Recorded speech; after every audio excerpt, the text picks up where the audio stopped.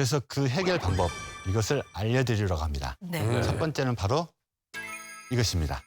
땀나도록 땀. 운동하라? 네. 가만히 있어도 여름엔 땀 나는데. 근데 왜 근데 물음표가 있을까요? 왜 네. 땀나도? 비 오는 날 먼지 나도록.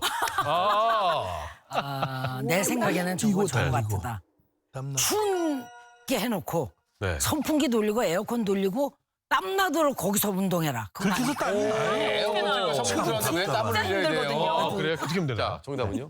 당뇨병을 극복하는 방법이 뭐가 있냐고 물어보면 대부분 모든 사람들이 다 알고 계시죠. 예. 혈당을 올리지 않은 음식을 먹어라, 과식하지 말아라. 네. 그다음에 운동을 하는데 그럼요. 유산소 운동을 땀이 날 정도로 해라라고 이렇게 이야기를 합니다. 이런 이야기를 하면 그럼 어떤 분들은 그런 이야기를 하시죠. 저 사우나 가서 땀을 많이 흘린다. 이렇게 이야기를 하시는 분들도 있는데 그건 그렇게 큰 효과가 있는 게 아닙니다. 땀을 흘리는데도 같은 땀이 아니기 때문인데요. 즉 땀을 흘릴 때도 염분과 당 배출량이 서로 다릅니다. 오. 그냥 더운 데서 흘리는 땀, 네. 사우나 가서 흘리는 땀, 네. 그다음에 매운 음식을 먹으면 땀을 흘리지 맞아요. 않습니까? 네. 그 중에서도 운동을 해서 흘리는 땀에 당과 염분 배출이 가장 많다고 알려져 있습니다. 그래서 안 좋죠. 여기서 꿀팁 하나 더. 네. 네. 에어컨 맞네, 진짜. 틀고 몸통에 땀이 나도록 오 역시 당뇨 박사. 전 그냥 해본 소리거든요. 그래요? 역시 배현욱 씨는 진짜 전문가예요. 얼마 전에 제가 이제 당을 땀에서 측정하는 연구를 진행했었는데요. 머리에서 나는 땀, 예. 팔이라든지 이런 데서 나는 땀보다 몸통에서 나는 땀의 염분과 당분 배출량이 가장 많습니다. 몸이 커서 그런가 여기가? 부피가 있어서 그런가? 근데 이제 몸통까지 제가 볼 때는 땀이 날 정도면 운동량이 어머. 정말 상당한 거거든요. 맞아. 축구하잖아요. 와, 알잖아요. 이거 이마에 난리 땀도 나잖아요. 아니에요. 이거는 완전히 몸이 진짜 다 물에 젖거든요. 들어갔다 나온 것처럼 되니까.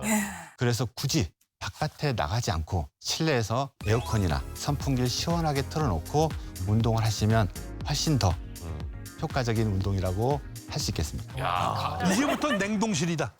냉동실에 들어가서 얼음 창고에 들어가서 뛰고 달리고. 거기서 땀이 나도록. 그렇지. 진짜 힘든 건데. 야, 힘들어 근데 운동은. 여름철 혈당 잡는 비법 두 번째는 예. 나의 스타일에 맞게 먹으라는 겁니다. 나의 체질인가? 체중? 체질? 체질 나의 스타일. 체질. 당뇨 환자, 그러니까 당뇨를 앓고 계신 분들을 이렇게 만나뵈면은 누구는 마른 당뇨라고 그러고 맞아. 누구는 똥땡이 당뇨라고 그러고. 맞아요. 그 스타일이 네, 다 네, 예, 맞아요. 스타일이 다 다르더라고요. 그러니까 이 몸매에 따라서 그 당뇨의 체질에 따라서 먹는 것도 달라야 되냐? 난 이게 참 궁금합니다. 어떤 스타일일까요? 궁금하시죠? 네, 궁금해요. 네. 바로 이겁니다. 혈당병. 다르구나. 저희 진료실을 찾아오는 환자분들 중에서는 친구와 또는 부부가 같이 오시는 분들이 계세요. 네. 같은 당뇨병을 앓고 있고 비슷한 약제를 먹고 있음에도 불구하고 나는 왜 혈당이 많이 오르고 배우자나 또는 친구는 왜 이렇게 혈당이 오르지 않는지 약 오르다고 아까 말씀하신 것처럼 그런 분들이 계십니다.